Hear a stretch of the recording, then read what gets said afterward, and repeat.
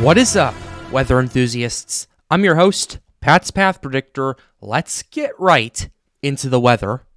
All right, so here's the situation we have for you, ladies and gentlemen. 5 weeks into hurricane season, it's looking worse than first predicted. Colorado State University analysts now foresee 18 named storms, which is up from 13 when they first initiated their prediction right here. That's right. Based off of everything that I've seen, based off of more research and data that's coming in, we are now looking at potentially above average hurricane season for the year of 2023. Just to give you some context, back in April, Colorado State University put out a prediction. They were expecting 13 named storms, 6 hurricanes, 2 major hurricanes right here, and the average was basically between 12 to 15 named systems right there for April, and that's what we were thinking due to the El Nino and all that stuff. What we weren't taking into account back then was the extreme amount of warming the waters were doing. And that's starting to pick up because if we take a look at the global sea temperatures, we have a massive area of 29 degrees Celsius, especially in the Gulf of Mexico right here. If we go ahead and zoom in a little further, like we're looking at a very widespread area of 30 degrees Celsius, which is about 86 degrees for those of you who live in the United States, 31 degrees Celsius on the Florida coast to the Florida Keys over here, which is something that I don't think I've ever seen this early out.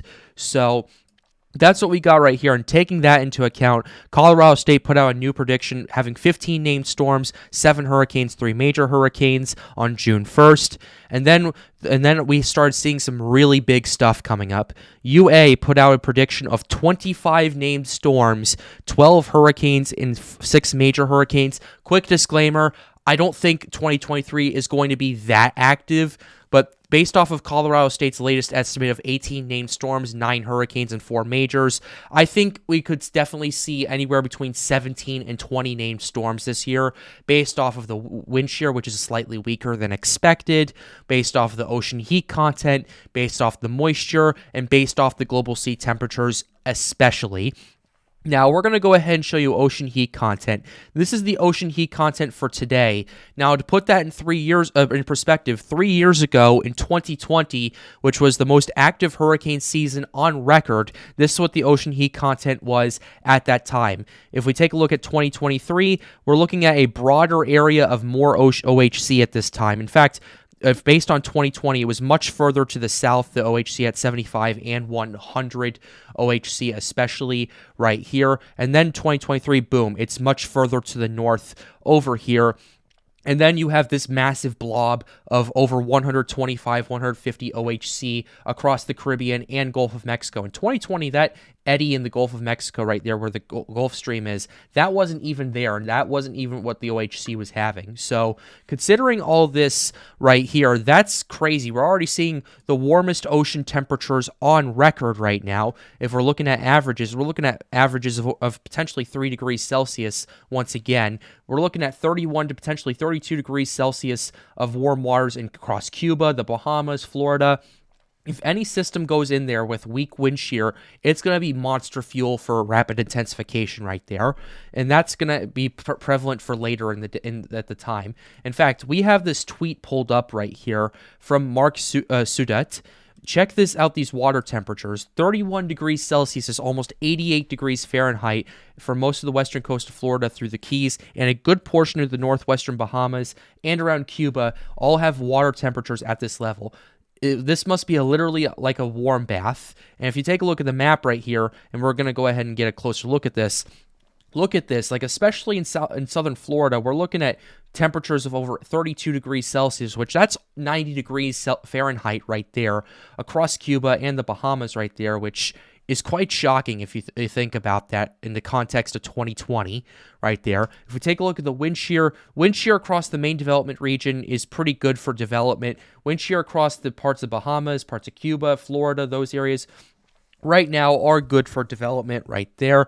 And we're going to go ahead and pull up some computer models just to show you what the potential forecasted wind shear is going to be, as well as the dry air component to this. So we're going to go ahead and go to 250, and this is the GFS run, the 12Z of the GFS. We'll see if we can pull up the European run after this. This is the GFS, and this is what we have going on. The wind shear does start to weaken a little bit over here. It does start to pick up again in parts of the Caribbean, but by July 12th right here, the wind shear across the MDR is quite low, especially in the western half of it, although we do see a bit of a resurgence in the Gulf of Mexico over here, as it does start to gradually weaken as the month of July continues to go on. And by July 17th, we do see a resurgence in the Caribbean Sea, but there's no shear in the Gulf of Mexico, so if anything pops up right there, then it definitely could potentially develop. Let's go ahead and take a look at the relative humidity over there. There is definitely moist air in the eastern half of the Gulf by July 17th right there.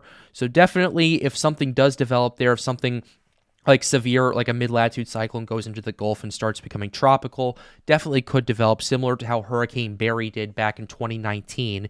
And then we start seeing the shear picking up again towards the end of July right there. And then this is what we got right here. It's kind of going to start fluctuating. The shear generally will start weakening by the end of July. As usual right here. That's typically how this season goes. Now we're going to go ahead and show you the European. Unfortunately, this only goes out to 5 days. On the 12Z, the 0Z will have to do. And the 0Z is kind of interesting right here. If we take a look at this, you see the shear in the Caribbean kind of persistent right here. So it's definitely going to enhance more warm water. The ocean heat content's definitely going to spike up for later down the road. However, right now, just in the Caribbean, it's still somewhat volatile. The Gulf of Mexico, at least the eastern half of the Gulf, is pretty conducive for development right there. And the MDR looks potentially conducive for some development before July 17th, where that shear just starts to impact and bleed into this area right here. So definitely something we absolutely need to pay attention to right here. The key things that are going to be going on with this hurricane season are the very, very, very warm waters right here. We're also going to have to pay attention to the wind shear, because wind shear is key to all of this. If there's warm water but weak, strong wind shear, it's not going to really have a chance of development. But if we have warm water, weak wind shear, there's your 2 out of your 3 components right there. And then you have to get some moist air, because dry air will kill any system like that.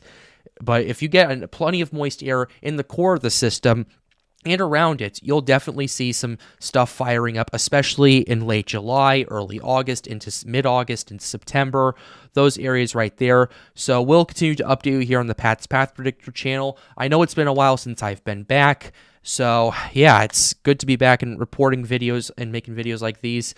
So I really appreciate all the support you have given me while I was gone. But with that being said, we're closing out the video right here. I hope you enjoyed it. Be sure to leave a like, subscribe to the channel if you are new. It helps us out, helps us make more videos like these. The goal of this channel is to get more people engaged with weather. But with that being said, have a wonderful day, guys. Stay safe.